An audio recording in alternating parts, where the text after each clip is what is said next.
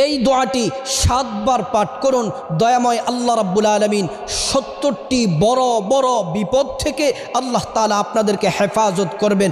বিখ্যাত তাবিঈ হযরতে মাকহুল রাহমাতুল্লাহি আলাইহি তিনি বলেন, এই বাক্যগুলা যে ব্যক্তি 7 বার পাঠ করবে, প্রত্যেক দিন 7 বার পাঠ করবে, আল্লাহ তাআলা তার 70টি বড় বড় বিপদ দূর করে দিবেন। এর মধ্য থেকে সবচেয়ে ছোট যেই বিপদ, সবচেয়ে হালকা যেই বিপদ, সেটা হচ্ছে তার পরিবার থেকে অভাব দূর করে দিবেন, অনটন দূর করে দিবেন, টেনশন দূর করে দিবেন, পেরেশানি দূর করে দিবেন, দুশ্চিন্তা দূর করে দিবেন। সংসারে আল্লাহ তাআলা সকল বিপদ থেকে আল্লাহ তাআলা মুক্তি দিবেন যদি আপনি দোয়াটি পড়তে পারেন।